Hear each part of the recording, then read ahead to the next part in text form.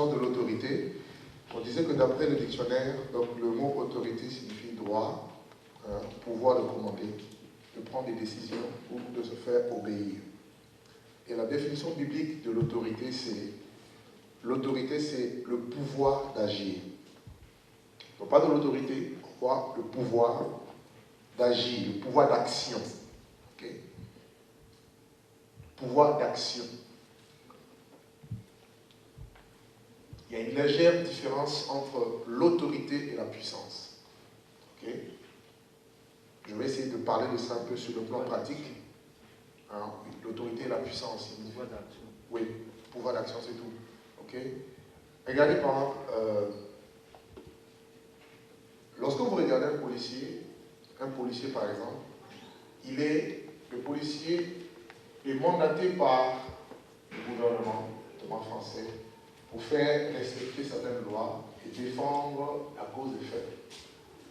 Et dans le cadre de son travail, le policier, il peut avoir une arme en sa possession, bien chargée. Sachant que dans la loi, il est interdit, en France notamment, d'avoir une arme. L'arme sert au policier de se défendre. L'arme il peut aussi utiliser l'arme pour tuer en cas de nécessité. Donc l'arme est comme une puissance, d'accord, pour amener à une fin, à un but. Cependant, ce n'est pas tout le monde qui est habilité à avoir une arme et à utiliser l'arme. Par contre, le policier, lui, parce qu'il a été investi de cette autorité, il peut utiliser l'arme. Bien.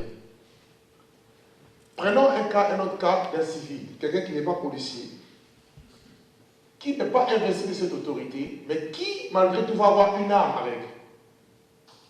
En face du policier sans arme, le policier peut paraître faible. Mais légalement, le policier est fort. Mais sur le plan réel, la personne qui a l'arme est forte. Mais elle n'a pas l'autorisation d'avoir l'arme. Est-ce que je me fais comprendre un peu? Donc l'arme est comme la puissance, l'autorité est comme la permission, le pouvoir d'agir. Le policier peut être petit, mince, insignifiant, mais parce qu'il est en tenue, s'il fait stop, même à un poids lourd, le poids lourd s'arrête. Vrai ou faux?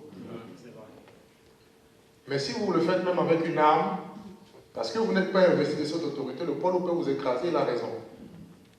Est-ce que je me fais comprendre? Voilà un peu, sur le thème pratique, cette légère différence qu'il y a. Il est mieux d'avoir d'abord l'autorité et en plus de ça la puissance. L'inverse n'est pas toujours faisable. Ok? Bien. On va essayer de développer, si on ne finit pas aujourd'hui, on finira la semaine prochaine. On parlera un peu, le premier point qu'on va d'abord développer, c'est les 3 niveaux d'autorité. Voilà, ça c'est le tout premier point que nous allons voir. Les 3 niveaux d'autorité.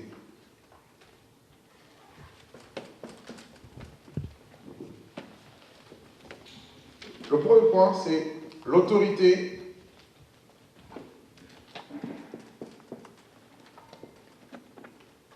de Dieu, aussi appelée l'autorité souveraine.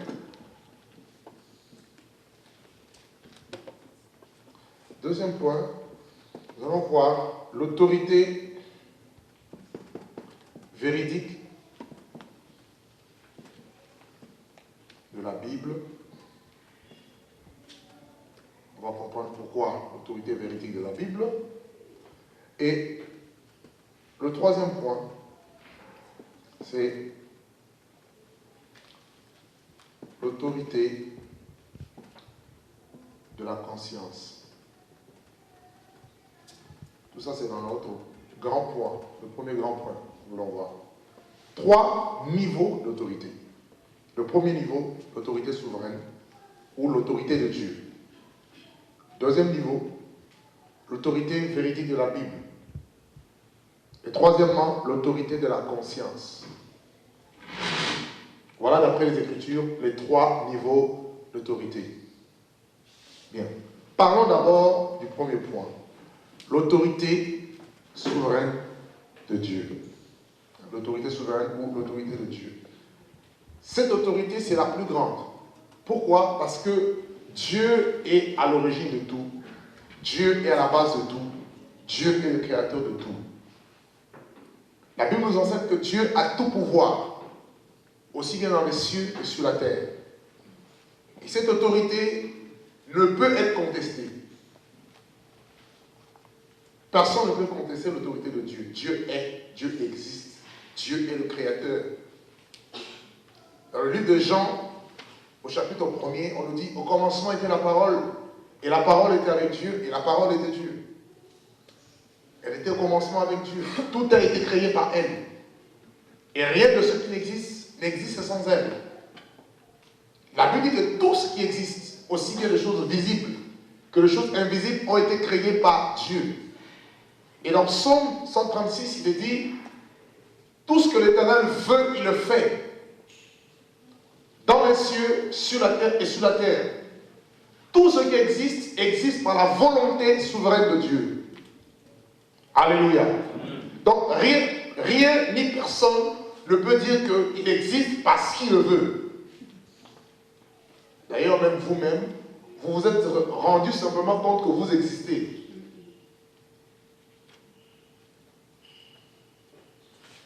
Alléluia.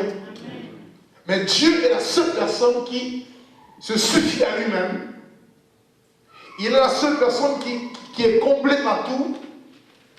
Il est Dieu. Voilà. On ne peut même pas expliquer son autorité. C'est illimité, c'est infini, c'est absolu. Voilà, voilà l'expression parfaite. Vous voyez, Dieu est absolu. Vous voyez, il est l'absolu. Il est ni limité, ni contrôlé par qui que ce soit. Il est Dieu. Il règne sur tout, il contrôle tout, il patronne tout, il est au-dessus de tout, il règne sur tout, il est Dieu. Ça, c'est l'autorité absolue, l'autorité souveraine. Et cette autorité ne peut être remise en question. C'est une autorité, l'autorité de Dieu. Dieu est infaillible. Dieu est à l'origine de tout. Regardez. Alors, prenons quelques versets bibliques qui vont nous aider vraiment à comprendre un peu le premier niveau d'autorité. Matthieu chapitre 28, lisons le verset 18. Allons-y vite. Matthieu chapitre 28, le verset 18. La Bible dit, Jésus s'étant approché, leur parla ainsi. Tout pouvoir m'a été donné dans le ciel et sur la terre. Jésus dit tout pouvoir. Voyez, on a vu que l'autorité c'est le pouvoir d'action. Il dit tout pouvoir m'a été donné, non seulement sur la terre, mais aussi dans le ciel. Et quand on parle du ciel, nous voyons ici la sphère spirituelle. Tout pouvoir m'a été donné. Voyez, dans le ciel comme sur la terre. Voyez, dans le livre je vous ai dit tout à l'heure, dans Jean 1, on nous dit qu'au commencement était la parole, donc la parole est à la base de tout, à l'origine de tout. Vous allez également dans Colossiens 1, on nous dit le Fils est l'image du Dieu invisible. On nous dit que tout a été créé par lui, car en lui, verset 16, car en lui ont été créées toutes choses qui sont dans les cieux, sur la terre, les visibles et les invisibles, les trônes de dignité, les dominations, les autorités. Vous voyez, non, là, il y a une question des autorités déléguées. On aura peut-être l'occasion de développer. Il dit, tout a été créé par lui et pour lui. Vous voyez, non? Tout a été créé par lui et pour lui. Voilà la raison. Et on dit que toute chose subsiste en lui. Alléluia. Et Romains chapitre 11. Romains 11, nous prenons à partir du verset, lisons juste le verset 33 à 36. Il est dit, aux profondeurs de la richesse, de la sagesse et de la science de Dieu, que ses jugements sont insondables et ses voies incompréhensibles. Car qui a connu la pensée du Seigneur, ou qui a été son conseiller, qui lui a donné le premier pour qu'il ait à recevoir en retour? Regardez le verset 36. Le verset 36 nous dit, c'est de lui, par lui et pour lui que sont toutes choses. Waouh! Ici, il y a quelque chose de très puissant. À lui la gloire dans tous les siècles. Amen. Regardez la première chose. On dit, c'est de lui. Ensuite, c'est par lui. Enfin, c'est pour lui que sont toutes choses. Toi et moi, le ciel que tu foules, les arbres que vous voyez, l'eau, la mer, les poissons, tout ce que vous voyez. La Bible dit c'est de lui. Donc, en gros, il est à l'origine de tout. Quand on dit de lui, c'est-à-dire il est l'origine. Voyez? Ensuite, par lui, il est le moyen par lequel tout a existé. D'accord? Et enfin, pour lui, il est la raison finale.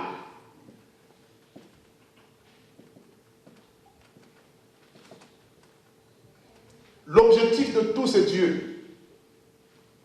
Que tout ce qui respire loue le nom du Seigneur.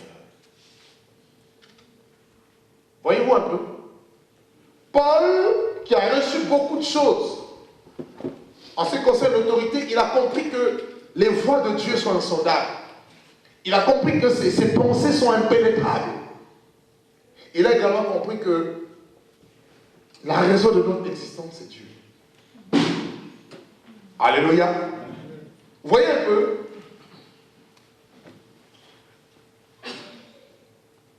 Lorsque Melchisédek va rencontrer Abraham, dans Genèse 14, lorsqu'il va le bénir, il va dire quoi? Béni soit le Très-Haut. Allons-y un peu dans Genèse chapitre 14. Disons juste cette petite paragraphe. Genèse 14, 19. Il bénit Abraham et lui dit, béni soit Abraham par le Dieu Très-Haut, maître du ciel et de la terre. Voyez, non? Donc, Dieu est le maître, il est le souverain. Et l'expression de sa souveraineté s'est manifestée à la création. L'expression de sa volonté souveraine, l'expression de son autorité s'est manifestée par la création. Ah oui? Genèse chapitre 14, le verset 19. Alléluia. Est-ce que tout le monde me suit jusque-là? Daniel dira, dans Daniel 2, par exemple, le verset 21-22, si vous lisez, vous notez juste la référence, il dira que Dieu est celui qui change de temps et de circonstances. Oui. Paul nous dira qu'il appelle à l'existence des choses qui n'existent pas comme si elles étaient. Et son autorité ne peut être contestée, ni par Satan, ni par qui que ce soit. Alléluia. Et cette autorité, vous l'avez dans le nom de Jésus maintenant.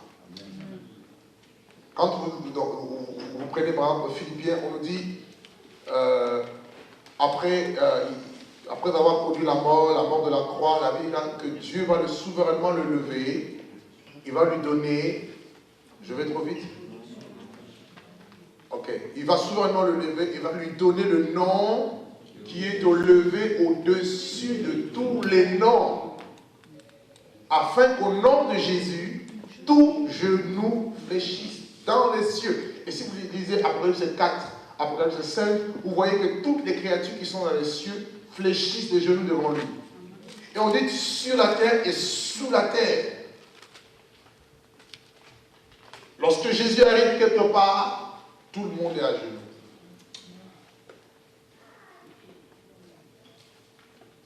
À genoux, ce n'est pas forcément être comme ça à genoux, non.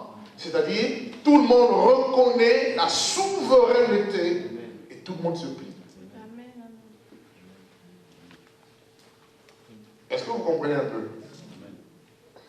Éphésiens 1. Quelqu'un va nous lire à partir du verset 16. Éphésiens chapitre 1er, à partir du verset 16. 16 à 22.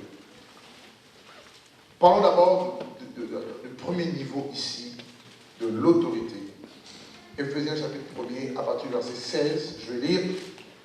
Je ne cesse de rendre grâce pour vous, et je fais mention de vous dans mes prières, afin que le Dieu de notre Seigneur Jésus-Christ et le Père de gloire vous donne un esprit de sagesse et de révélation dans sa connaissance, et qu'il illumine les yeux de votre cœur pour que vous sachiez quelle est l'espérance qui s'attache à son appel et quelle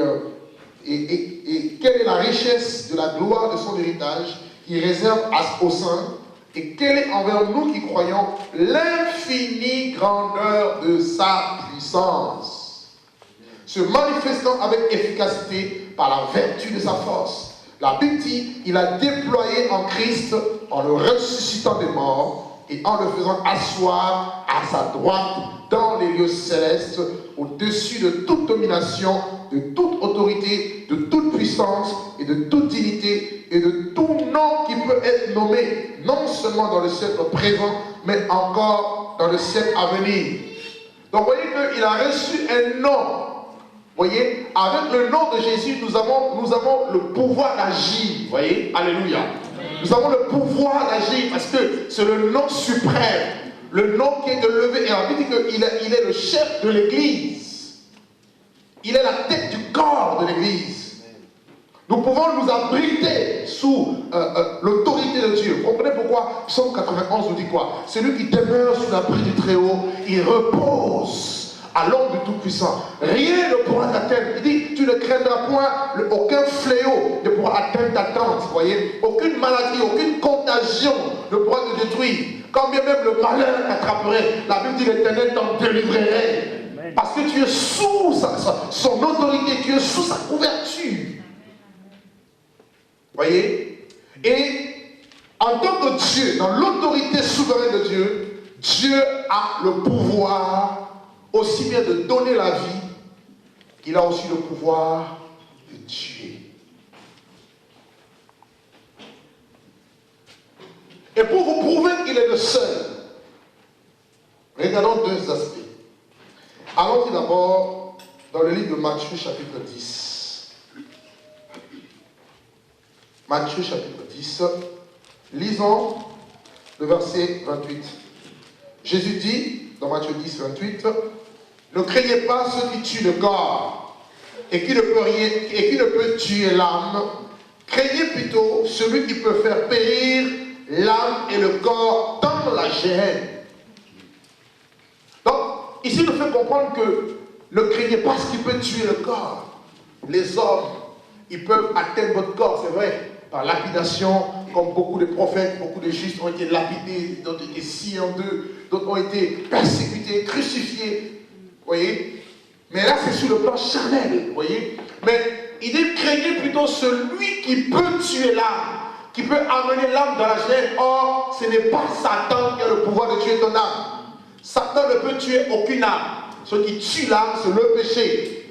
Parce qu'il dit le salaire du péché, c'est la mort. Mais si l'on vous tue à cause de Jésus, c'est vrai, vous mourrez, mais votre esprit vit auprès du Seigneur. Voilà pourquoi il nous demande ici d'avoir de la révérence et du respect profond envers l'autorité suprême. Celui que nous devons craindre, Dieu. Est-ce que tout le monde comprend un peu la parole? Amen. Donc, en tant qu'autorité suprême, Dieu, celui qui peut condamner quelqu'un. Voilà pourquoi notre jugement à nous, ce n'est pas un jugement de condamnation. Lorsque la Bible dit que l'homme spirituel juge de tout, ce n'est pas un jugement qui dit, bon, toi tu vas aller en enfer, dans le lac de feu, toi tu seras sauvé. Personne n'a reçu ce mandat. Dieu seul. Voilà pourquoi, dans 2 Timothée chapitre 4, par exemple, regardez, Paul nous fait comprendre que Jésus est le juge, celui qui est le juste juge. 2 Timothée chapitre 4, le verset 1er. Il dit, je t'en conjure devant Dieu et devant Jésus-Christ qui doit juger les vivants et les morts. Donc, en tant qu'autorité souveraine, il a le pouvoir de juger. La Bible dit que Dieu lui a remis tout jugement parce qu'il est le Fils de Dieu. le Fils de l'homme. Voyez-vous un peu? C'est lui qui peut condamner quelqu'un. Nous, on ne peut pas le faire.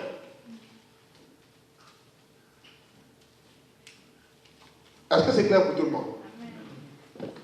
Voilà pourquoi au jour du jugement dernier, des livres seront ouverts devant le juge. Vous comprenez pourquoi Ecclésiaste dira, jeune homme, réjouis-toi dans ta jeunesse, vive ta vie, fais tout ce que tu veux, mais sache qu'un jour, tu passeras en jugement. Et il finit son livre en disant, crains Dieu. C'est là ce que doit faire tout homme. Parce que Dieu amènera toutes choses en jugement, au sujet du bien ou du mal, soit tout ce qui est caché. On nous dit que Dieu, dans Romains 2, verset 16, que Dieu jugera les actions secrètes des hommes par Jésus-Christ. En tant que juge, en tant qu'autorité, il a le pouvoir de juger. Vous comprenez que les autorités que vous avez copient au fait Dieu. Il est l'autorité suprême. Alléluia. Amen. Bien. Deuxième type d'autorité.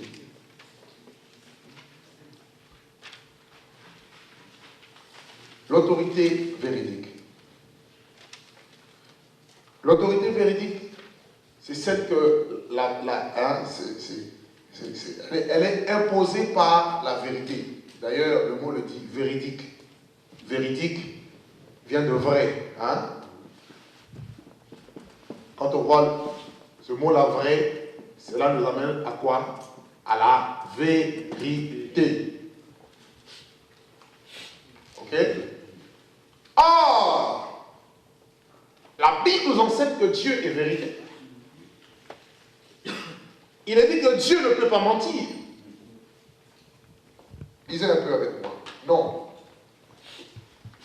Nombre, chapitre 23, le verset 19. Nombre 23, verset 19. Il est dit, Dieu n'est point un homme pour mentir, ni un fils de l'homme pour se repentir. Ce qu'il a dit ne le fera-t-il pas? Ce qu'il a déclaré ne l'exécutera-t-il pas? Donc on nous présente ici Dieu qui ne peut pas mentir. Donc Dieu est vrai. Il est digne de confiance. Tout ce qui sort de sa bouche n'est que vérité, justice, pureté, sainteté. Et dans Hébreux, chapitre 6, Hébreux 6, nous lisons le verset 18. Je peux même pas prendre à partir du verset 17.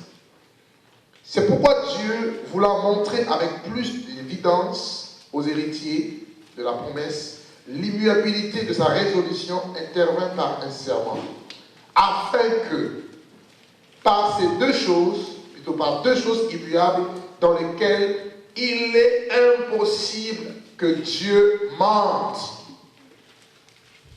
nous trouvions un puissant encouragement, nous dont le seul refuge a été de saisir l'espérance qui nous a été proposée. Donc, dans Hébreux 6, 18, on nous dit qu'il est impossible à Dieu de mentir. Il y a une chose que Dieu ne peut jamais faire, c'est mentir. Il est lié à lui-même, il est lié à sa parole, il est lié à la vérité qui le caractérise. La vérité est une personne, la vérité c'est Dieu. Donc on nous dit que Dieu est vérité, Dieu ne peut pas mentir. Ce qui sort de sa bouche est vérité. Par conséquent, Jésus est aussi vérité. Parce que la Bible nous dit dans Jean 14, 6, il dit quoi? Je suis le chemin, je suis la vérité, je suis la vie. Et on nous présente aussi le Saint-Esprit comme étant l'esprit de vérité. Dans Jean 14, également dans Jean 16, on nous présente l'esprit comme l'esprit de vérité. Or, la Bible que vous avez, les Écritures que vous avez, ont été inspirées par le Saint-Esprit. Hein? 2 Timothée 3 dit quoi? Qui peut me dire un peu ce que dit 2 Timothée 3? 2 Timothée 3,16. Il dit quoi? Toute écriture est inspirée de Dieu. Le mot inspiré là, inspiré, c'est insufflé. D'accord? Donc on nous parle ici du souffle.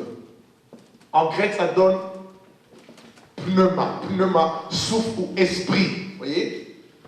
Toute écriture est soufflée de Dieu, est insufflée de Dieu. Donc c'est l'esprit de Dieu qui est à la base de l'écriture. Parce que celui qui a inspiré les auteurs qui ont écrit le livre que vous avez. Ok? D'ailleurs, Pierre le dira dans 2 Pierre 1. Il dira que ce n'est pas par une volonté d'homme qu'une prophétie a jamais été apportée. Il dit c'est poussé par l'Esprit de Dieu que des hommes ont parlé de la part de Dieu. Donc, tous les auteurs de la Bible, depuis Moïse, la Bible dit qu'ils ont été inspirés. C'est poussé par l'Esprit de Dieu. Or, l'Esprit est vérité. Logiquement, je dirais automatiquement, la parole de Dieu est vérité. Est-ce que vous comprenez? Et je dirais même que l'autorité véridique, elle est aussi infaillible. C'est pourquoi la Bible est digne de confiance. C'est pourquoi quelqu'un qui ne croit pas à la Bible, vous ne pouvez pas vous asseoir ensemble prier. C'est parce que vous reconnaissez, ou je dirais plutôt, nous reconnaissons, vous et moi, ensemble, que ce livre que vous avez vient de Dieu. Amen. Alléluia. Est-ce que je suis clair un peu là? Proverbe, chapitre 30.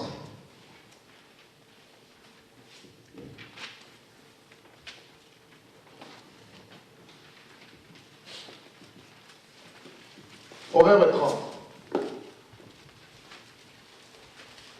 Ça, c'est de l'os hein, quand nous mangeons là. Proverbe 30. Allons-y dans le verset 5 et le verset 6.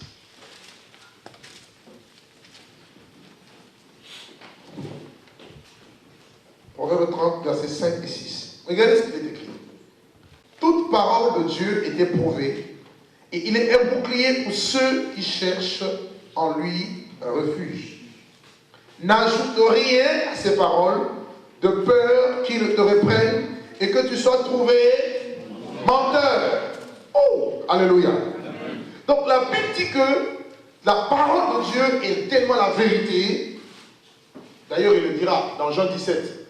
Jean 17, 17, il dit quoi? Jésus dit quoi? Sanctifie-les par ta vérité, par ta parole. C'est ça?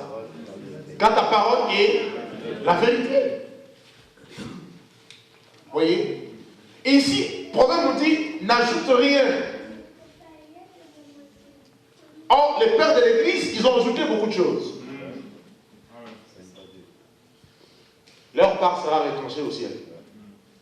D'ailleurs, on ne sait même pas si eux tous ils vont aller au ciel. Alléluia. Amen. Et vous avez également la même expression pratiquement dans Apocalypse. Quelqu'un va nous lire Apocalypse. Apocalypse chapitre 22.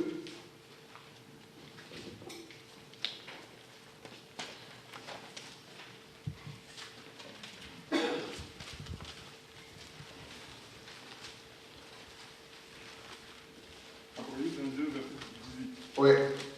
Je le déclare à quiconque entend les paroles de la prophétie de ce livre. Si quelqu'un ajoute quelque chose, Dieu le frappera des fléaux décrits dans ce livre. Et si quelqu'un retranche quelque chose des paroles du livre de cette prophétie, Dieu retranchera sa part de l'arbre de la vie et de la vie sainte décrite dans ce livre. Ah, donc là, si vous lisez bien le contexte, on nous parle uniquement là d'Apocalypse, de ce livre, le livre de la prophétie. Si quelqu'un retranche, Dieu retranchera sa part. Si quelqu'un ajoute, ah ben, la personne est foutue.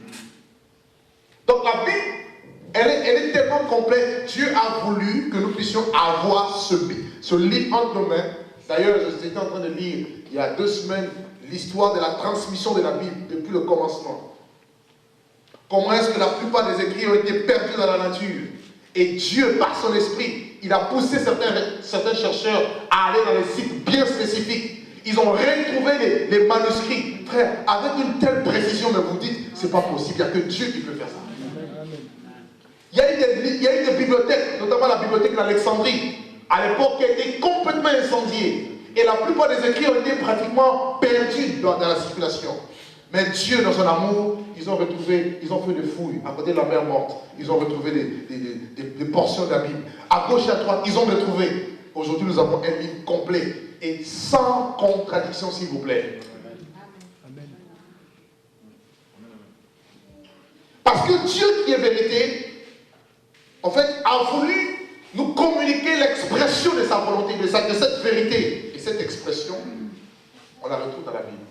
Voilà pourquoi elle est un livre qui doit être considéré dans son entièreté comme autorité véridique. Est-ce que je me fais comprendre? Cela veut dire quoi? Cela veut dire que si vous avez affaire à quelqu'un qui ne croit pas à la Bible, ne vous asseyez même pas pour débattre. En tant qu'enfant de Dieu, on n'a pas à débattre avec les musulmans, par exemple, qui, eux, ils croient au Coran. Comment on appelle ça là? Au Coran. On n'a pas à débattre avec ceux qui nient l'origine et l'inspiration même de cette Bible. Ça ne sert à rien. Vous entrez dans des discussions folles que Paul appelle fables, généalogies, mythes, des choses qui ne font pas avancer l'œuvre de Dieu dans la foi. Alléluia. Amen. Elle est infaillible. Elle doit être considérée comme étant l'autorité en matière de la foi. D'accord? Et notre position en tant qu'enfant de Dieu, nous nous positionnons par rapport à la Bible. C'est elle qui a autorité sur vous et non les hommes. Le pape a pris la place de l'autorité véridique. Et en mettant en place des dogmes, des traditions d'hommes. Et c'est ce que beaucoup de pharisiens ont fait. Et Jésus les a condamnés en disant, vous avez annulé la parole de Dieu au profit de vos traditions. Beaucoup de personnes aujourd'hui ne croient plus à la parole de Dieu. Vous savez pourquoi? Plusieurs choses ont remplacé la parole. Notamment les expériences dans la vie chrétienne. Aucune expérience dans la vie chrétienne, ni même dans le ministère, doit supplanter la Bible. Aucune vision, prophétie, doit aller à l'encontre de la Bible. Il y en a qui disent, oui, j'ai eu des prophéties, j'ai eu des visions. Mais toutes ces choses doivent être éprouvées. Jean nous dit quoi? N'ajoutez pas foi à tout esprit, mais éprouvez les esprits pour savoir s'ils sont de Dieu. Comment savoir qu'un esprit vient de Dieu? Si vous n'avez pas la connaissance de la Bible qui est l'autorité véridique, qui nous sert d'appui pour juger ce qui est de Dieu et ce qui n'est pas de Dieu. Quelqu'un écrit un livre, Le paradis est ici le réel, en disant que apparemment il aurait rempli le ciel et toutes les personnes qui ne payaient pas la dîme n'avaient pas de droit au ciel. Mais rien que cette vision, vous comprenez qu'elle s'écarte de la Bible. Paul dit quoi dans Galates 1? Il dit, si nous-mêmes, si un ange du ciel vous annonçait un évangile qui s'écarte de celui que nous vous avons prêché, qu'il soit anathème, maudit. Parce que lui-même, il savait que ce qui était en train de sortir de sa bouche lorsqu'il écrivait les épîtres était de Dieu. Et il se dit, si moi-même je viens changer demain, appelez-moi anathème.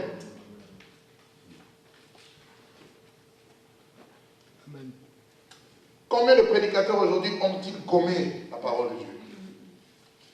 J'ai vu une émission de télé, un soi-disant prédicateur de renom aux États-Unis.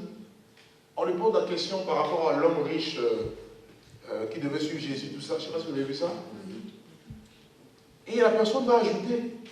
Elle dit, oh non, la personne, Jésus, il a tout donné à Jésus et puis Jésus l'a béni au centuple. Alors ça n'a jamais été dit ça. Jésus lui avait dit, vends tout ce que tu as, donne l'argent aux pauvres, suis-moi. Lui, il a dit non, lui, il a tout donné et Jésus l'a béni au centuple. Vous voyez combien beaucoup de gens mentent aujourd'hui? les fausses doctrines. Pourquoi Satan inspire les faux chrétiens, inspire les faux prédicateurs? Pourquoi? Parce que l'esprit d'Antéchrist est contre l'autorité de la Bible. Elle est contre l'autorité souveraine. Elle est également contre l'autorité véridique. Je te dis, celui qui n'est pas contre moi est avec moi. Et plus ça va, plus la Bible, regardez bien autour de vous, très peu veulent soumettre leur vie à l'autorité véridique de la Bible. Alléluia. Une autre manière de se soumettre à l'autorité véridique de la Bible, c'est de ne pas aller au-delà de ce qui est écrit. 1 Corinthiens chapitre 4. Ne pas aller au-delà de ce qui est écrit. Ne pas ajouter ou ne pas commenter le silence de la Bible. Il y en a qui pensent qu'ils sont tellement trop sages qu'ils veulent compléter quoi. C'est comme si le Saint-Esprit s'était un peu trompé et on veut un peu l'aider ou le corriger. Non. 1 Corinthiens 4. Lisons juste le verset 6. Paul dit, c'est à cause de vous, frères, que je fais de ces choses une application à ma personne et à celle d'Apollos, afin que vous appreniez à nos personnes à ne pas aller au-delà de ce qui est écrit. Je peux m'arrêter là. 1 Corinthiens 4, 6. Il ne faut pas aller au-delà de ce qui est écrit. Ce qui est écrit est écrit. Et on se limite là. Alléluia. Amen. Et la troisième autorité est l'autorité de la conscience. Ou en gros, le libre arbitre. Dieu nous a créés libres. À partir du péché, l'humanité est rentrée dans la dispensation de la conscience, comme vous savez. Cette habilité à pouvoir dire oui ou non, consciemment. Vous verrez que tous les hommes ont la conscience. C'est-à-dire, tous les hommes peuvent faire la différence entre le bien et le mal. Même s'ils n'ont jamais lu la Bible. Pourquoi? Parce que la loi de Dieu, nous dit la Bible, est imprimée dans la conscience ou dans le cœur de tout homme. Et c'est dans la conscience qu'il y a le principe de la loi morale. C'est dans la conscience que Dieu, par son esprit, a imprimé les 10 commandements qu'il avait donnés à Moïse. D'ailleurs, si vous lisez, j'ai même découvert avec les recherches que je fais dans l'histoire, j'essaie d'étudier un peu des autres civilisations, les 10 commandements, vous les retrouvez aussi. Il y a mis à part l'adoration des idoles. Hein. Vous les retrouvez dans plusieurs civilisations qui existaient même avant Abraham. C'est fou. Je dis bien avant Abraham. La vieille Mésopotamie. Il y a beaucoup de choses qu'ils appliquent. Le Shabbat. Tu ne convoiteras point. Tu ne tueras point. Tu honoreras ton père et ta mère. Toutes ces choses. Et quand vous lisez maintenant les Écritures de fond en comble, vous comprenez que ce n'est pas contradictoire. Moïse, comme la parole nous dit, la loi a été donnée par Moïse, mais la grâce et la vérité sont venues par Jésus-Christ. Cette loi est devenue une institution qu'au temps de Moïse. Mais sinon, elle existait. Même dans les autres civilisations qui n'étaient pas dans la lignée d'Abraham. Alléluia.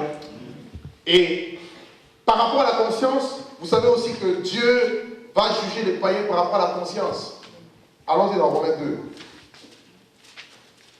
C'est pourquoi Dieu ne veut pas que la conscience soit violée. D'ailleurs, lui-même, il est souverain, mais il ne viole la conscience de personne. Romains 2, par exemple. Lisons le verset 12 au verset 16. Tous ceux qui ont péché sans la loi périront aussi sans la loi. Et tous ceux qui ont péché avec la loi seront jugés par la loi. Ce ne sont pas en effet ceux qui écoutent la loi qui sont justifiés devant Dieu, mais ce sont ceux qui la mettent en pratique qui seront justifiés. Quand les païens qui n'ont point la loi font naturellement ce que prescrit la loi, la Bible dit qu'ils sont eux-mêmes qui n'ont point la loi, une loi pour eux-mêmes. Ils montrent que l'œuvre de la loi est écrite dans leur cœur, leur conscience en rendant témoignage et leurs pensées s'accusant ou se défendant tour à tour. Et c'est ce qui paraîtra au jour où, selon mon évangile, Dieu jugera par Jésus-Christ les actions secrètes des hommes. Alléluia. Donc vous voyez que tout homme a la conscience. Vous voyez, ça peut même vous choquer, même les animaux ont la conscience. Ils savent ce qu'ils font, si c'est bien ou mal. Vous voyez? Et c'est par rapport à la conscience, notamment, que les païens, eux, seront jugés. Et Dieu ne veut pas que la conscience de l'homme soit violée. La raison pour laquelle il propose le salut. Regardez dans Deutéronome 30, il dit quoi? À partir du verset 19 là-bas. Il dit, voici je mets devant toi deux choses, la vie et la mort, la malédiction, plutôt la bénédiction et la malédiction, mais choisis la vie. Donc Dieu appelle les hommes à choisir. Donc vous devez comprendre, en tant que prédicateur, vous n'avez pas à imposer quoi que ce soit à qui que ce soit. Il faut toujours que les personnes fassent les choses par, de par leur propre, je dirais quoi là, voilà, eux-mêmes, d'eux-mêmes, de leur propre gré, voilà, sans une imposition quelconque. Parce que Dieu respecte la volonté de l'homme. Quelqu'un dira aujourd'hui, je ne veux plus de Dieu, quoi qu'il soit le Créateur. La Bible dit quoi dans Romains 3? Regardez par exemple dans Romains 3. La Bible dit en quoi l'incrédulité des uns annulera-t-elle la fidélité de Dieu? Il y en a qui disent aujourd'hui Dieu n'existe pas. Mais ce n'est pas parce qu'ils disent que Dieu n'existe pas que Dieu n'existe pas. Amen. Alléluia. C'est eux qui refusent que Dieu soit leur Dieu. Mais Dieu restera toujours leur Dieu. La Bible dit qu'il fait pleuvoir sur le bon et sur le méchant. Sa fidélité dure de génération en génération. Mais regardez Dieu, dans sa toute puissance, il respecte l'homme. Il respecte la décision de l'homme. Voilà pourquoi je dis, surtout en parlant des chrétiens, personne ne va aller en enfer par erreur. Ah non, Dieu s'est trompé. Ah, Dieu, tu t'es trompé, hein? Non. D'ailleurs, le jour là, ce n'est même pas Dieu qui va dire, tu vas là-bas. Toi-même, tu diras, ah, tu es trop brillant. Je suis tellement mauvais que ma place n'est pas ici. Moi-même, j'y vais. Je vous dis la vérité. Pourquoi quand Dieu descendait sur la montagne, regardez au temps de Moïse, là, quand Dieu descendait, est-ce que c'est Dieu qui chassait les gens? Et même il disait, hé Moïse, toi, va parler avec lui. Non. Ah, ça va être comme ça. Parce qu'il y en a qui pensent que Dieu est tellement injuste que, voilà. Non. Nous nous trompons. Et Dieu respecte l'autorité de la conscience. Allons-y dans 1 Corinthiens. Ça va là? Est-ce que vous êtes éclairé un peu ce soir par rapport à l'autorité? 1 Corinthiens chapitre 8. Lisons juste le verset 12. 1 Corinthiens chapitre 8, le verset 12.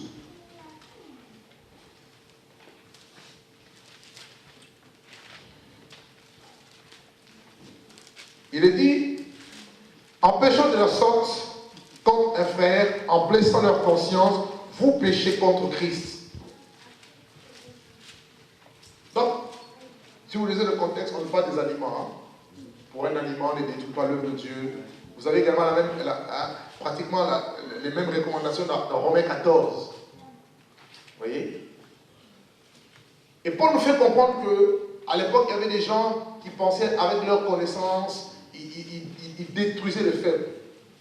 Vous voyez? Un exemple. Paul pouvait dire, pour lui, il croit que les idoles n'existent pas. Que les viandes sacrifiées aux idoles n'existent pas parce que les idoles, c'est que la vanité, parce qu'il n'y a que Dieu. Mais des gens qui sont faibles de foi, dans la foi, ils sont faibles. En te voyant manger dans un temple d'idoles, leur conscience peut être blessée. Il dit, il ne faut pas que maintenant, par ma connaissance, je blesse les faibles. Si je suis seul, il n'y a pas de souci.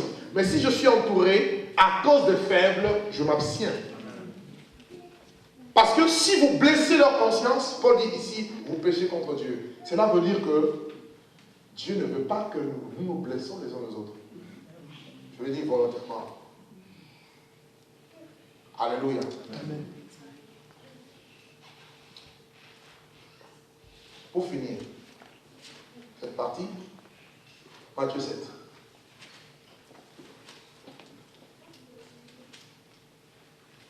Matthieu 7, verset 12. Matthieu 7. Donc, blesser la conscience de quelqu'un volontairement, c'est péché. Je ne dis pas lorsque la vérité vient séparer, non. La vérité blesse, mais elle guérit. En même temps, elle blesse, en même temps, elle guérit. C'est ça la puissance de Dieu. Ouh là là, tu es blessé, en même temps, tu es guéri. Alléluia. Ah oui. Oui, hein. Matthieu 7, 12. Tout ce que vous voulez que les hommes fassent pour vous, faites-le de même pour eux, car c'est la loi et les prophètes. Voilà le principe de la conscience. Jésus l'a dit clairement. Tout ce que vous voulez qu'on fasse pour vous. Je ne pense pas que quelqu'un ici peut accepter, si vous êtes marié, que quelqu'un vienne piquer votre femme. Et si tu vas piquer la femme de l'autrui? Je ne pense pas qu'ici, quelqu'un va accepter qu'on le vole. Une fois j'ai été volé, j'étais mal. Si tu n'as pas la maîtrise de ça, tu peux maudire la personne. On m'a arnaqué une fois, là, j'étais en colère. J'ai failli libérer les paroles. Dis à la personne, toi, je vais voir là. Alléluia. Ce que vous voulez que les autres fassent pour vous, faites-le.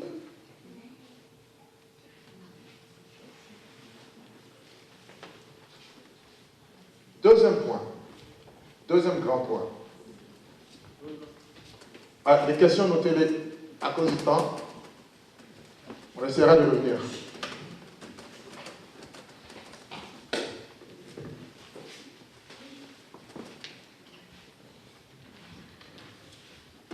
L'autorité déléguée.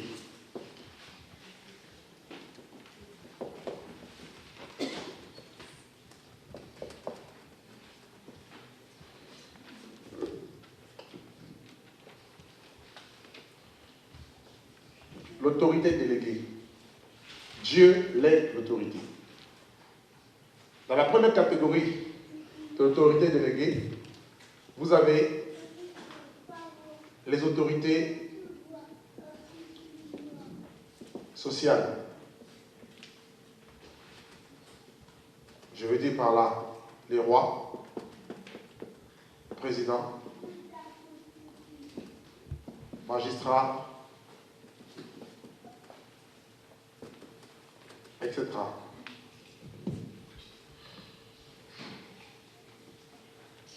Deuxième grand point, l'autorité déléguée. Le premier petit point, nous parlons de l'autorité sociale.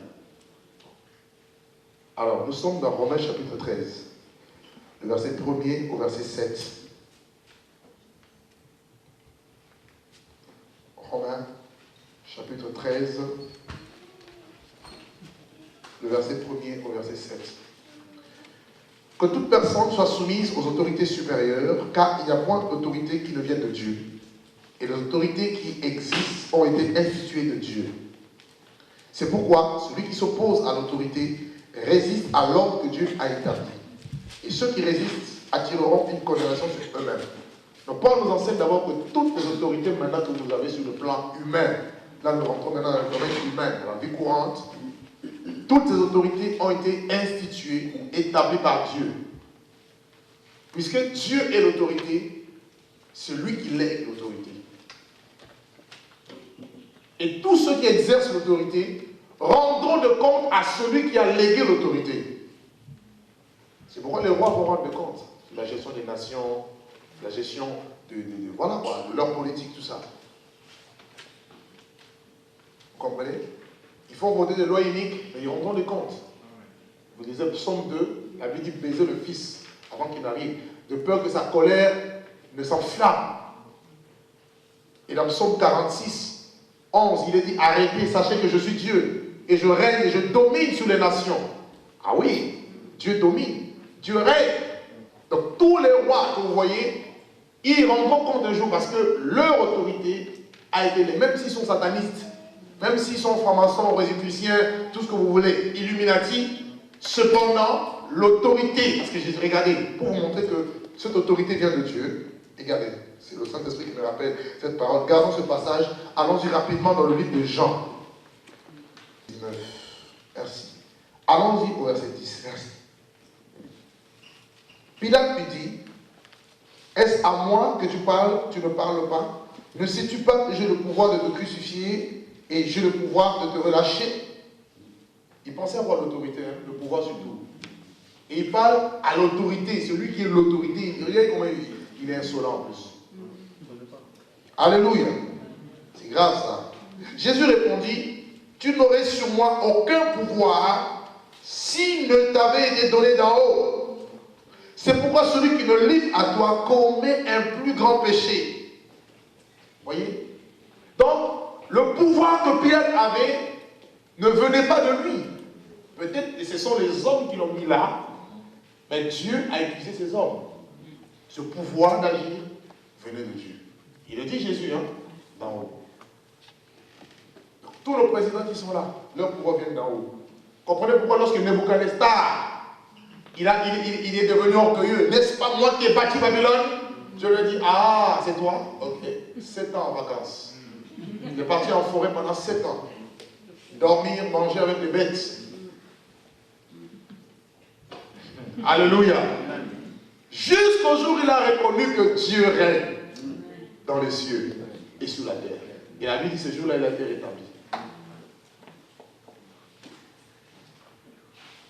Vous comprenez? Donc, ces autorités, nous dit la Bible, on retourne dans Romains chapitre 13, ont été instituées par Dieu. C'est pourquoi la Bible nous demande de nous soumettre. En tant qu'enfant de Dieu, nous devons être soumis à l'autorité. Celui qui ne veut pas se soumettre à l'autorité, la Bible dit qu'il pêche contre Dieu. C'est un péché. Alléluia. Verset 3 de Romains 13. Car ce n'est pas pour une bonne action, mais c'est pour une mauvaise que les magistrats sont à redouter. Veux-tu ne pas craindre l'autorité? Fais le bien, et tu auras son approbation. Le magistrat est serviteur de Dieu pour ton bien. Mais si tu fais le mal, crains, car ce n'est pas en vrai qu'il porte l'épée ou une arme, hein, étant serviteur de Dieu pour exercer la vengeance et punir celui qui fait le mal. Il est donc nécessaire d'être soumis, non seulement à crainte de la punition, mais encore par motif de conscience.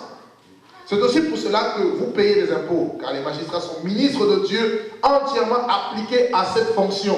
Donc, Dieu appelle les magistrats ministres de Dieu, serviteurs de Dieu. Donc, il n'y a pas que les apôtres, les prophètes. Il y a aussi les juges, les magistrats, la Bible les appelle les serviteurs de Dieu. Alléluia.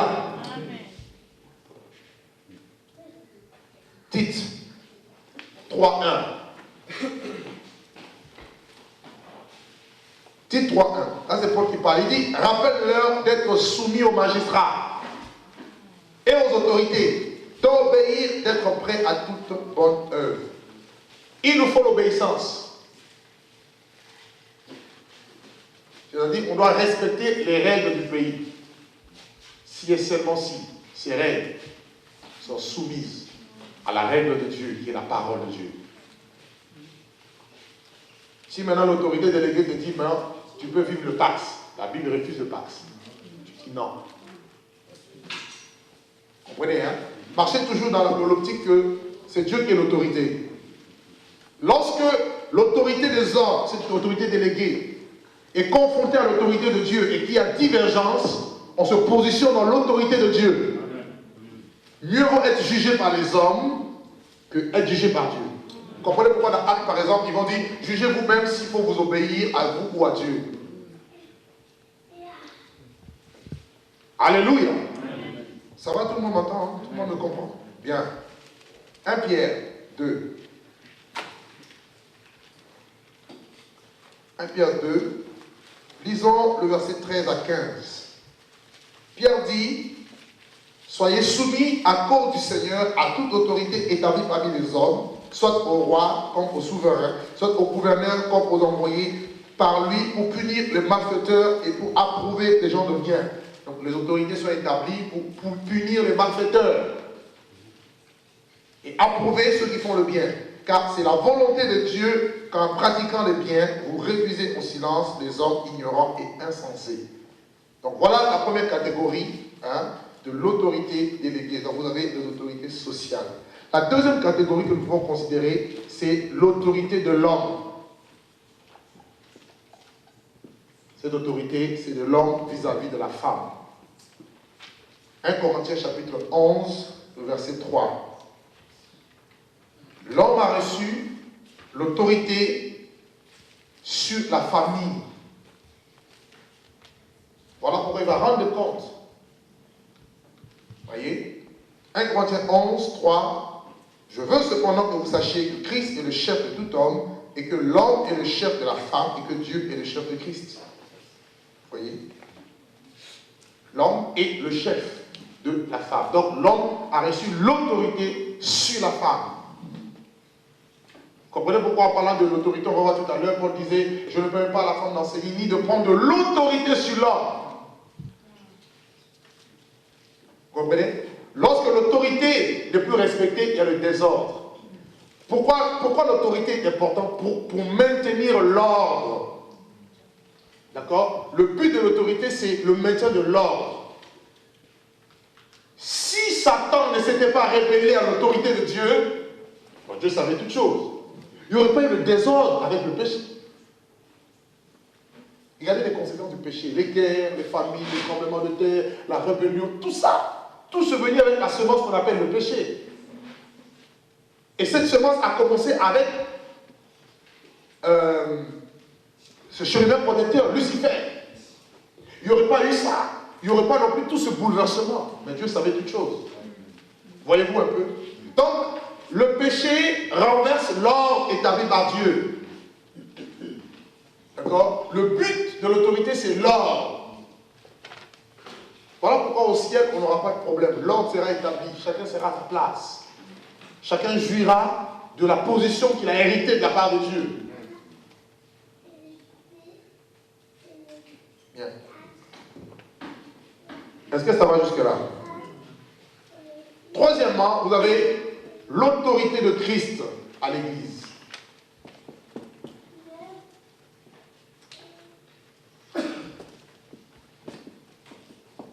J'ai essayé vraiment de simplifier l'enseignement parce que c'est un enseignement qui prend beaucoup de temps. L'autorité de Christ à l'Église. Vous savez que nous sommes l'Église de Dieu. Nous avons reçu l'autorité de la part de Dieu. Ok? Dans 1 Jean, chapitre 4, le verset 4, Jean nous dit, « Et vous, vous êtes de Dieu, et vous les avez vaincus, parce que celui qui est en vous est plus grand que celui qui est dans le monde. » Donc, en tant qu'enfant de Dieu, nous avons une position d'autorité supérieure à l'autorité de Satan. Attention, Satan aussi est une autorité. Et comme Satan est une autorité, la Bible nous demande de ne pas les injurier, ni Satan ni les démons. Je vais ouvrir juste une petite parenthèse là-dessus. Aujourd'hui, beaucoup de personnes pensent que Satan est leur copain. Matin, soir, Satan, Satan, Satan, Satan en haut, Satan à gauche, Satan. Frère, c'est un piège. Christ, en tant que dernier Adam, a réglé son corps, c'est clair, pas de souci. On n'a pas de peur à avoir par rapport à Satan. Mais la Bible ne nous demande pas, ne nous autorise pas à parler mal. Je méditais aujourd'hui sur Zacharie 3. Vous connaissez l'histoire de Zacharie 3? Le jour de Josué, le souverain sacrificateur qui avait des vêtements sales, et puis l'ange de l'Éternel va être à sa droite, et l'ange de l'Éternel va dire à Satan que l'Éternel te réprime. Dieu dit à Dieu que Dieu te réprime. Plutôt que Dieu dit à Satan que Dieu te réprime. Et vous retrouvez la même expression dans Jude 9. On nous dit qu'il y a des gens qui se corrompent eux-mêmes parce qu'ils injurient les gloires. Et quand vous faites bien l'analyse, vous allez voir que toutes les personnes qui se mettent au front comme ça pour insulter Satan, tu es bête, tu es ceci, tu es laid, tu es... Ils finissent mal. Encore pendant que je méditais ce matin, Dieu m'a rappelé le cas de quelqu'un à qui je disais fais attention. Aujourd'hui, il est rentré dans l'apostasie. Quelqu'un que vous connaissez. Dégagez l'onction. Parce que l'archange Michael, qui est le seul ange qui lutte avec Satan, ne l'a pas insulté. Je dis bien le seul. Lorsque Gabriel a été envoyé dans Daniel, libérer le message à Daniel, a dit quoi? Il y a eu des démons, des Perses et des Mèdes qui ont retenu Gabriel. Pendant 21 jours, il a fallu que Daniel persévère dans la prière pour que Michael soit dépêché pour libérer Gabriel. De sorte que Gabriel libère le message à Daniel. Même Michel n'a pas pu insulter le diable. La Bible dit qu'ils se sont disputés le corps de Moïse, mais il n'a pas lancé de paroles injurieuses. Il a dit, Satan, que Dieu te réprime. Frère, faisons attention. Mon peuple périt parce qu'il manque la connaissance. Tu vois, non, j'étais écrasé. Ah bon? Faisons attention. La Bible dit qu'il faut d'abord se soumettre à Dieu et résister au diable, il fuira. Et la soumission à Dieu, c'est la connaissance de la parole. Comment, qui est l'autorité? Qu'est-ce que l'autorité? Comment agir face à une autorité pour ne pas laisser ses plumes? Et beaucoup ne connaissent pas ces principes et ils meurent. Alléluia. Donc, en tant qu'Église, nous avons tous reçu l'autorité de Christ. Mais attention, l'autorité de Christ que nous avons reçue a des degrés. On a tous l'autorité de Christ, mais on n'a pas tous la même dimension dans l'autorité. Et là, je veux aussi insister là-dessus. Prenons d'abord Matthieu, chapitre 11, verset 11. Matthieu 11, verset 11. Je vous prends un peu du temps aujourd'hui. C'est une bonne cause, hein? Matthieu 11, verset 11. On va le lire tous ensemble. Matthieu, chapitre 11, le verset 11. Lisons, 1, 2, 3. Je vous le dis, en vérité, tout le monde n'a pas trouvé. Matthieu 11, verset 11.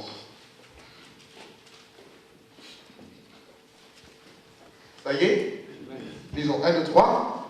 Je vous le dis, en vérité, parmi ceux qui sont nés des femmes, il n'en a point paru de plus grand que Jean-Baptiste.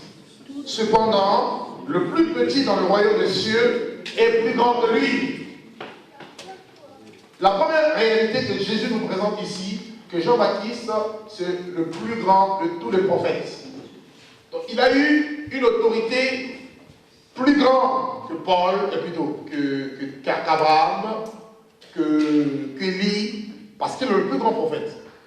Maintenant, il nous dit par la suite que le plus petit dans le royaume des cieux, il est plus grand que lui. Donc, c'est-à-dire que l'autorité de Christ que tu as est plus que Jean-Baptiste.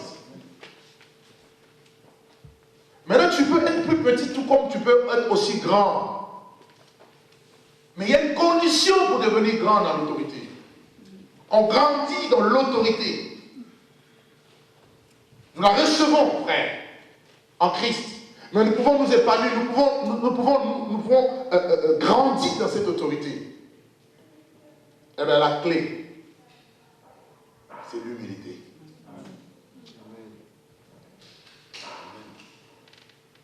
L'humilité. On le voit, on voit une preuve certaine avec Christ.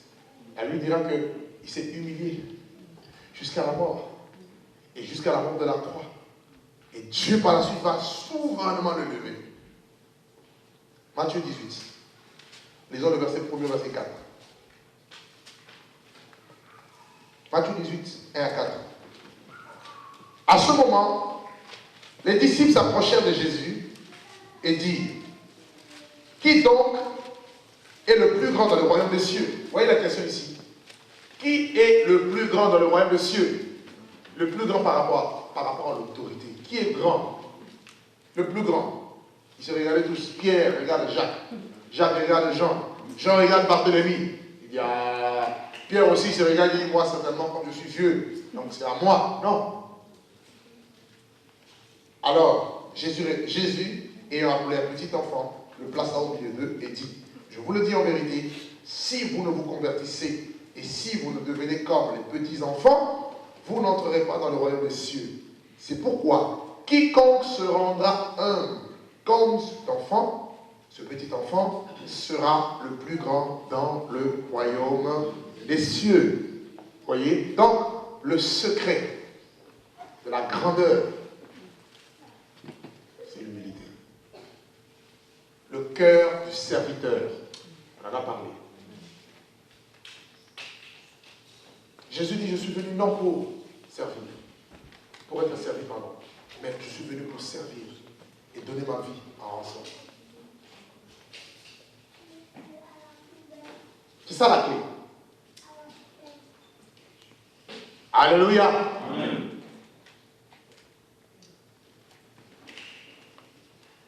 Quelqu'un qui a l'autorité de Christ, plus vous rentrez dans cette dimension, plus cela se manifeste. De toute façon, ça se dégage, c'est visible.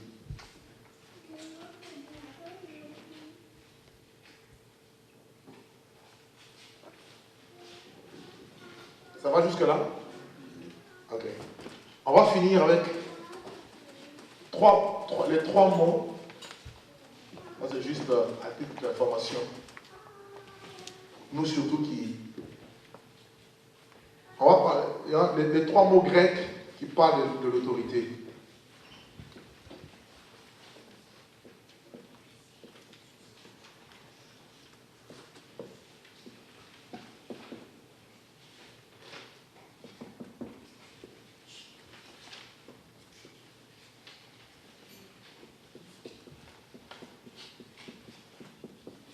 Le premier mot, c'est autantéo.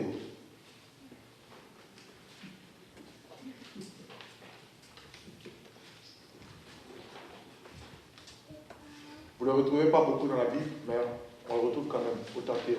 C'est pourquoi je vous ai demandé de vous mettre là. C'est vrai que j'avais utilisé le tableau. Ah, Raphaël, mets-toi là comme ça, tu vas bien voir. Mets-toi de l'autre côté.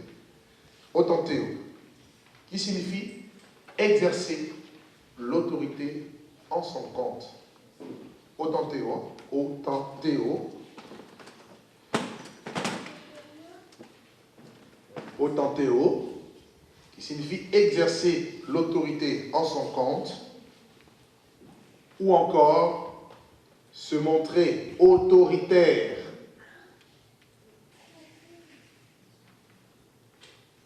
C'est-à-dire exercer en gros la dictature. Exercer la dictature. Autantéo signifie aussi écraser, dominer. Oh. Ah? Oui. C'est exercer la dictature. Exercer la dictature. Non, justement, mal utiliser l'autorité de Dieu pour écraser les autres. Oh, dans son jeu apôtre, hein. Je suis leader, hein. Ne peut plus me toucher. C'est valable pour les chrétiens comme... Oui, là, je parle plus du cas frontière des chrétiens.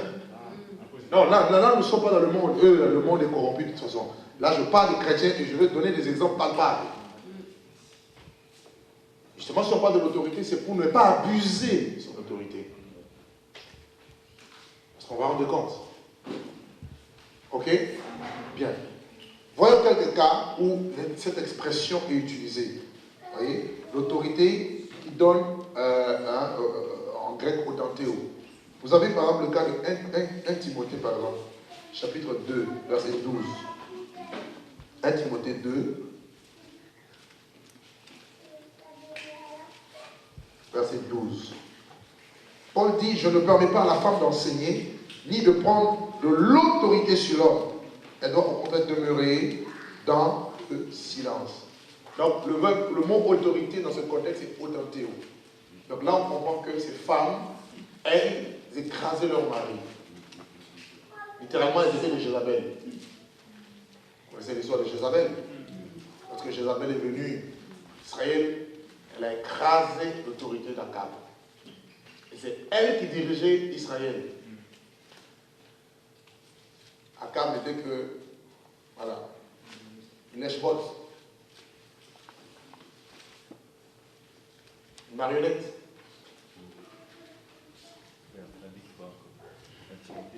1 Timothée 2,12. Paul dit, je ne permets pas à la femme d'enseigner ni de prendre de l'autorité. Vous voyez? 3 Jean 9 à 10. On nous parle de Diotrephe.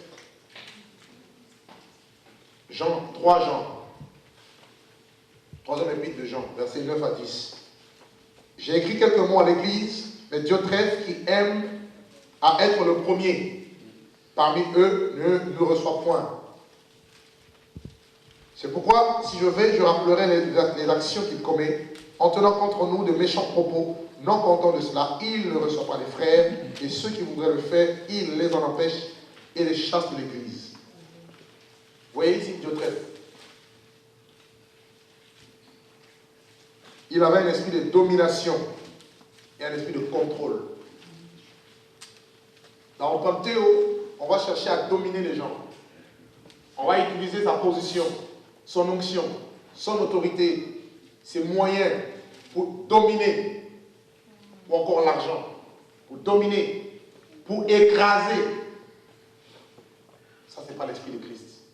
L'esprit de Christ égale liberté, sainteté, acceptation mutuelle, paix. Alléluia.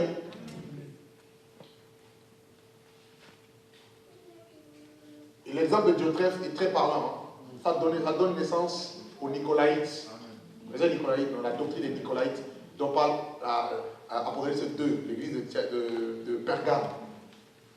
Vous savez que le mot Nicolaïte signifie dominateur du peuple. Et ça, c'est l'autorité qu'on ne doit pas exercer. On ne peut pas vous reprendre parce que vous êtes soi-disant ouin. Non, non, non, non. Ne touchez pas mes ouin. Non, non, non, non. On est avant tout humble. Même Jésus qui était ouin, Pierre l'a repris. Même s'il avait tort, mais il a quand même repris. Est-ce que vous voyez un peu? Et Diotrephe a exercé, la Bible dit qu'il aimait être le premier. Et on voit cet esprit aussi. On veut être en avant. On veut être le premier. On veut être partout en même temps. À la prédication, on est. À la chorale, on est. Je ne sais pas. Dans toutes les réunions, on est. On veut tout faire. Omniprésent, quoi. Tu n'es pas Jésus, tu n'es pas le Saint-Esprit. Et on finit toujours mal. Vous rigolez? Alléluia. Amen. Quand vous voyez quelqu'un chercher à être le premier, il a ça. Parce que l'autorité de Dieu, regardez, le Dieu est l'autorité suprême, mais il est invisible. Une vraie autorité ne cherche pas à être vue.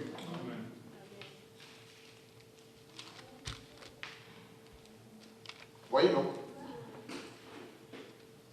Diotrephe domine, il cherche à être le premier, il ne reçoit point de frères. On lui envoie les missionnaires et dit, maintenant moi si je suis établi, ils se prennent pour qui? Je suis aussi apôtre. Alors que quand vous regardez même Paul, Paul était un grand apôtre, une grande onction, une puissante révélation. Lorsqu'il va à Jérusalem, les apôtres de Jérusalem lui ont recommandé de s'occuper de veuves. Regardez bien Paul dans toutes ses missions, il a obéi aux ordres des apôtres de Jérusalem.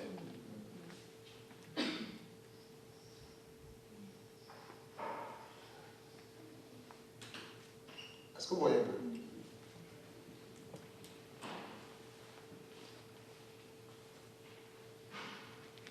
Un autre passage. verrez à la maison de Pierre 5, on a déjà vu ça. Où Pierre exhorte les anciens à ne pas perdre le troupeau en dominant sur eux, en les dominant, mais en étant des modèles du troupeau. On ne s'impose pas. On vit la chose. Et par notre vie, par nos paroles, les gens vont être convaincus par le Saint-Esprit. Alléluia. Et un autre passage que je voulais quand même voir, qui décrit vraiment bien au Canthéum, c'est Matthieu. Matthieu 20, 27 à 28. Lisons-le un peu. Et on va voir les deux autres et on va finir. Matthieu 20, 25 à 28. Jésus les appela et dit, vous savez que les chefs des nations les tyrannisent et que les grands les asservissent. Voilà l'esprit du monde. Lorsqu'on est chef, on est grand, on doit tyranniser, on doit écraser, on doit asservir. Mais il n'en sera pas de même au milieu de vous. Quiconque veut être grand parmi vous, qu'il soit votre serviteur. Vous voyez, là encore, l'esprit de serviteur. Et quiconque veut être le premier parmi vous, qu'il soit votre esclave. C'est ainsi que le Fils de l'homme est venu, non pour être servi, mais pour servir et donner sa vie comme la rançon pour beaucoup. Alléluia. Amen. Donc, le Seigneur ici réprimande ceux-là qui veulent dominer, écraser.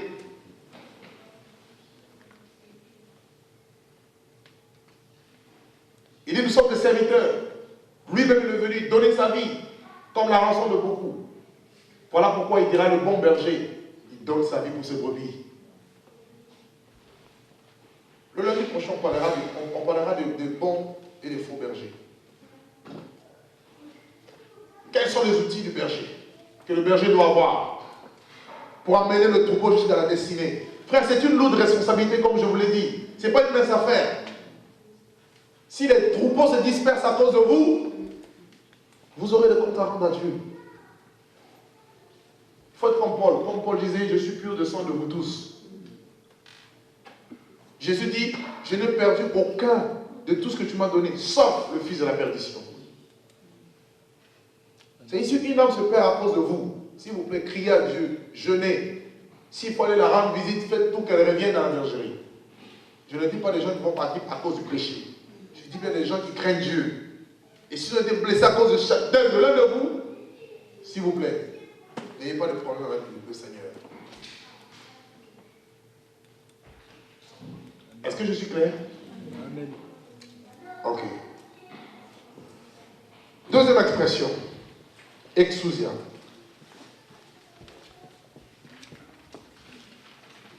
Ça aussi n'a pas d'autorité. Et là, c'est la meilleure autorité justement. Ça, c'est le droit d'agir. Ou encore la permission.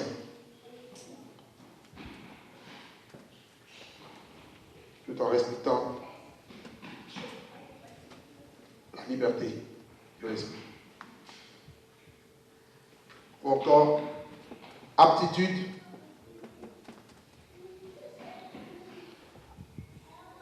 ou privilège dont on est revêtu. Aptitude ou privilège dont on est revêtu. Voilà, exousia. Aptitude ou privilège dont on est revêtu. Alors, vous allez juste noter les références. 2 Corinthiens 10, 8. 2 Corinthiens chapitre 10, verset 8. Également, 2 Corinthiens 8, verset 10, plutôt 10, verset 8. Également, 2 Corinthiens 13, verset 8, où Paul dit que l'autorité que j'ai reçue, ce n'est pas pour détruire, mais pour vous édifier. Vous voyez? On reçoit l'autorité pour faire l'œuvre de Dieu, pour faire avancer le royaume de Dieu. Dénoncer quand il faut dénoncer le péché, regarder quand il faut, mais aussi bâtir, encourager, emmener les gens loin. Paul dit, nous avons reçu la grâce et l'apostolat pour amener à l'obéissance de la foi tous les païens. C'est ça l'autorité véridique. L'autorité plutôt qu'il faut. Cette permission qu'on a reçue du Seigneur. Également, l'autorité, cette permission d'annoncer l'évangile à toute création, comme Marc 16 le dit. Aller par tout le monde et prêcher la bonne nouvelle à toute la création.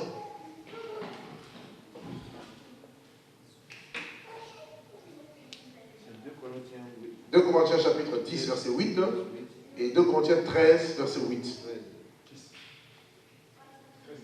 13, verset 8, verset 10, pardon. On va vérifier. On va vérifier. Vérifions quand même. Alléluia. On a dit tout à l'heure, il ne faut pas aller au-delà de ce qui est écrit. 2 Corinthiens, on a dit chapitre. Voilà, c'est le verset 10, pardon. 2 Corinthiens 13, 8 nous dit, nous n'avons pas de puissance contre la vérité, nous n'avons que pour la vérité. Vous voyez, là encore, on nous parle de la vérité, de la parole comme étant la puissance. Vous voyez, l'autorité véridique, ça confirme encore là.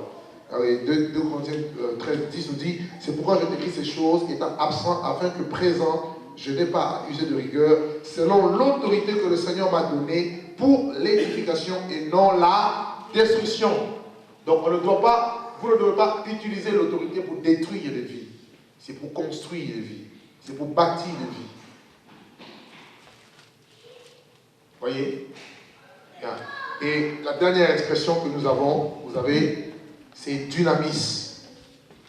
Alors, dynamis, là, ça donne tout simplement puissance. Acte 1:8, dynamis, puissance. Une autorité qui n'a pas de puissance, ça ne va pas non plus. L'autorité, elle est puissante. Elle peut être là, même si elle ne parle pas, mais elle est l'autorité. Jésus est arrivé quelque part, il ne parlait pas, les démons déjà, ils étaient agités, ils étaient entre toi et nous. Vous voyez? Parce qu'il est l'autorité, il est la puissance. Alléluia. Et Acte 1:8 nous dit, vous recevrez une puissance, l'Esprit de Dieu survenant sur vous, et vous serez mes témoins. Également 1 Thessaloniciens, chapitre 1er, le verset 5, nous parle également de la puissance. On dit notre évangile n'a pas été prêché seulement en parole. Vous voyez également 1 Corinthiens, chapitre 2, verset 4 à 5, où Paul dit ma parole, ma prédication ne reposait pas sur des discours persuasifs de la sagesse des hommes, mais sur une démonstration d'esprit et de puissance. Et 1 Thessaloniciens 1:5 nous dit notre évangile ne vous a pas été prêché en parole seulement, mais avec puissance, avec l'Esprit Saint et avec une pleine persuasion, car vous n'ignorez pas que nous nous sommes montrés ainsi parmi vous à cause de vous. Voilà. Amen. Alors on va s'arrêter là pour aujourd'hui. Voilà un peu, j'essaie vraiment de résumer un enseignement assez costaud sur l'autorité.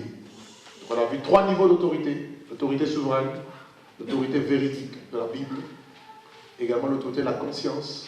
Nous allons parler de l'autorité déléguée. D'accord? Parmi l'autorité déléguée, vous avez donc l'autorité, les autorités sociales, parlant de rois, des magistrats, tout ça. Nous avons vu l'autorité de l'homme, également l'autorité de l'Église, que l'Église a reçue de Christ. D'accord? Nous avons vu également là les différents termes grecs qui parlent de l'autorité. On a vu que la meilleure autorité qu'on doit exercer, c'est exousia, ce droit de cette permission que nous avons de la part du Seigneur. C'est comme un mandat, un pouvoir d'action. Ce que vous faites, posez-vous la question, ai-je reçu l'autorisation ou le mandat de le faire? On ne fait pas les choses pour faire. On ne plante pas les églises pour implanter. On ne va pas dans la mission pour faire la mission. Il faut un mandat.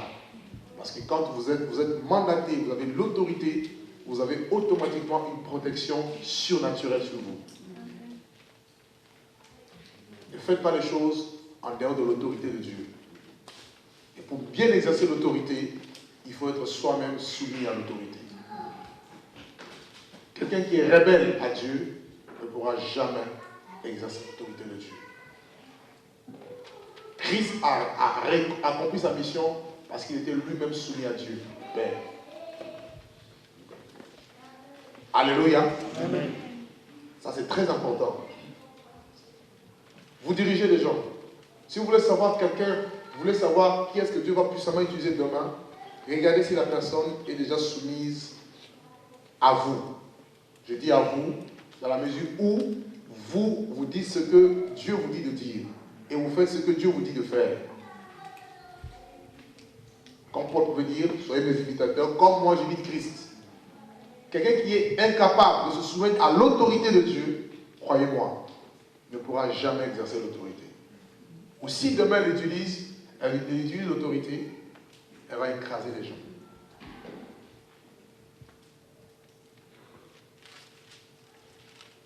Amen. Que celui qui a les oreilles pour entendre, entende à ce que la parole dit, que l'Esprit dit. Voilà. Que Dieu soit béni. Père, merci encore pour ta grâce, pour ta fidélité. Merci pour cet enseignement. Aide-nous par le Saint-Esprit à bien assimiler et à vivre conformément à ta parole et à comprendre l'autorité selon que l'Esprit veut nous faire comprendre au nom de Jésus-Christ. Une croissance dans l'autorité spirituelle et que les œuvres des ténèbres soient brisées au nom de Jésus.